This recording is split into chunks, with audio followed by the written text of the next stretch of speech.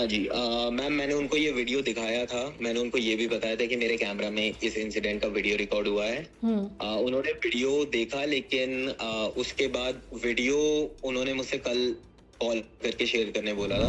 अब same day पे एक एक्सीडेंट के केस में उनको बेल मिल गई कुछ ही घंटों में, जिसमें विक्टिम इज डाइड। तो आप कह रहे हो कि वीकर सेक्शंस में बेल केस फाइल की गई थी। द्युमन, उस दिन जब आप अक्षत के साथ थे, एग्जैक्टली हुआ क्या था? आप लोग कहाँ से कहाँ जा रहे थे? थोड़ा अगर हमें डिटेल में बताएं। हाँ जी, तो मैम हम लोग संडेज को मॉर्निंग में यूजुअली ब्रेकफास्ट करने जाते हैं साथ में सब लोग। हमारा एक स्मॉल ग्रुप टाइप का है बाइकर्स का, and that morning, Sunday morning को भी हम लोग वही करने जा रहे थे।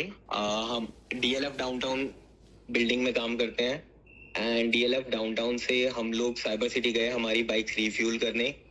वहां से जब हम यूटर्न लेकर आ रहे थे तो गुरु द्रोणाचार्य से जो फ्लाईओवर चढ़ता है, उस फ्लाईओवर उतरने वाले स्पॉट पे एक रास्ता इफ्को चौक को कट जाता है और एक रास्ता DLF साइबर सिटी को होके उद्योग विहार को जाता है। उस रास्ते को पकड़ के हम लोग वापस DLF डाउनटाउन जा रहे थे, जहाँ से हम लोग हमारी संडे राइड बेसिकली स्टार्ट करने वाले थे।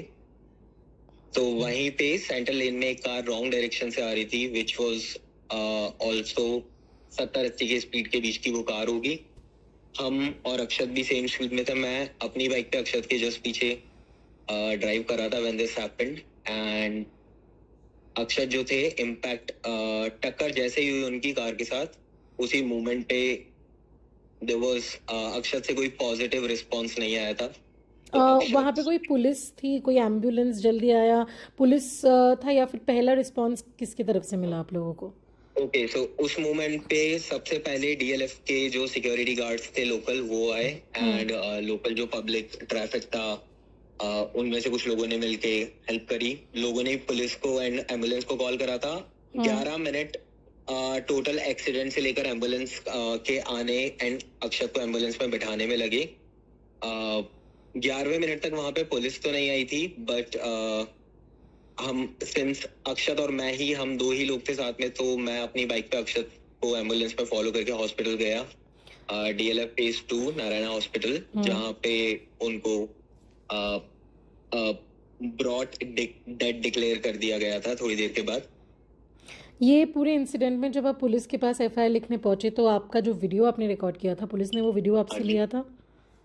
हाँ जी, मैम मैंने उनको ये वीडियो दिखाया था। मैंने उनको ये भी बताया था कि मेरे कैमरा में इस इंसिडेंट का वीडियो रिकॉर्ड हुआ है। उन्होंने वीडियो देखा, लेकिन उसके बाद वीडियो उन्होंने मुझसे कल कॉल करके शेयर करने बोला था। नहीं, संडे के दिन जब इंसिडेंट हुआ तब उन्होंने लिया था आपसे? नहीं मैम, उन्होंने वीडियो लिया नहीं था। उन्होंने देखा था, एंड उन्होंने देख के जब मैंने इंसिस्ट किया कि मैं वीडियो आपको शेयर कर दूं, तो उन्होंने बोला था थोड़ी देर में वो पूछ लेंगे इसके बारे में। फिर उसके बाद मेरा कोई कांटेक्ट हुआ नहीं अंटिल यस्टरडे। कल उन्होंने कॉल करके मुझसे वीडियो लिया। तो आपने जब FIR फाइल किया तब वो अक्यूज्ड ऑलरेडी रिलीज्ड हो चुके थे, और उस टाइम भी ये वीडियो एक एविडेंस है, उसके बावजूद भी उनकी अरेस्टिंग और बेल के बीच में ये वीडियो आपसे नहीं लिया गया था?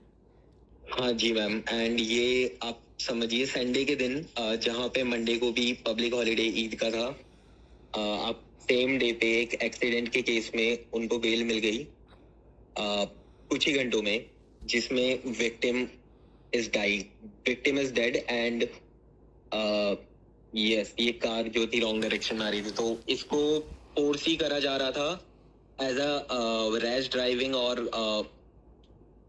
इररिस्पॉन्सिबल ड्राइविंग का केस पुलिस की तरफ से, एंड उसी हिसाब से इसको पोर्ट्रे करके उनको बेल दिया है, जो भी सेक्शन के अंदर लीगली दी जाती है। तो आप कह रहे हो कि वीकर सेक्शंस में बेल केस फाइल की गई थी? हाँ जी, मेरे पास FIR की जो है स्क्रीनशॉट होगा मेरे पास FIR का। उसमें आई थिंक इट्स CRPC 154 में ये जो केस है वो रजिस्टर हुआ है, and I think that's I am not sure, but I think that's the same धारा जिसमें आप चालान काटते हैं, समथिंग लाइक दैट। ठीक है। और इसके अलावा क्योंकि आप मेन कंप्लेनेंट है, पुलिस ने अब तक आपसे बात की, आपको पुलिस की रवैया इस केस में क्या लगा है अब तक? ओके मैम, थोड़ी सी नेग्लिजेंस तो देखो है। आई थिंक इस केस को as a criminal point of view से सपोर्ट करने के लिए police should be asking for more evidence. Police should be proactive in, police को एविडेंस मांगने में प्रोएक्टिव रहना चाहिए, उसको डिले नहीं करना चाहिए. एंड उनका ये थोड़ा सा मिसिंग पॉइंट था कि उनको एक पॉइंट तक पता था कि वीडियो है, तो उसको एक स्ट्रॉन्ग एविडेंस कंसिडर करके आपको एक केस को इतना कैजुअली नहीं लेना चाहिए. जो अक्यूज्ड है उनके जो गाड़ी थी उस गाड़ी में बीजेपी का लोगो था और उनका वेयर अबाउट्स या फिर उनका कोई भी प्रोफेशनल डिटेल्स आपको तब पता थी या फिर बाद में आपको पता चली, अगर वो थोड़ा बताया. मैम अक्यूज के बारे में जो भी हमको पता लगा वो बाद में ही पता लगा था. अक्यूज या तो वर्कर हैं या तो को फाउंडर हैं सोशल मीडिया कंपनी के, जो सोशल मीडिया कैंपेन करती है पॉलिटिकल पार्टीज के लिए. एंड हमको मतलब एज सच उनके कोई कंफर्म पॉलिटिकल कनेक्शंस नहीं पता, बट ये इंफॉर्मेशन है हमको कि उनकी इस टाइप का वर्क है कोई. क्या आप लोग को लगता है किसी तरीके से इसको दबाया जा रहा है केस को, कि पुलिस की तरफ से ऐसा कोई रवैया?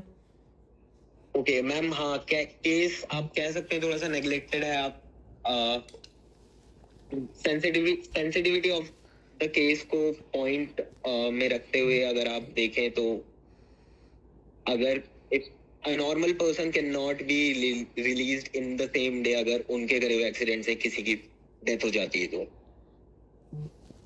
अब तक कोई कॉम्पेंसेशन मिला है या फिर ऐसा कोई भी एक्टिविटी आपको कोई अवेयर है? ओके मैम, अभी कॉम्पेंसेशन का तो जो भी इंश्योरेंस क्लेम होगा वो वही पॉइंट ऑफ व्यू से होगा, बिकॉज अक्षत जो थे वही ब्रेड विनर थे अपनी फैमिली के मेन. उनके दोनों पेरेंट्स जो हैं सीनियर सिटीजन हैं. और वो कितना कॉमनली ड्राइव करते थे? बिकॉज एक जो बार बार आती है बात कि बाइकर्स ज़्यादा ज़ोर से बाइक चलाते हैं, इसलिए ऐसे इंसिडेंट्स होता है.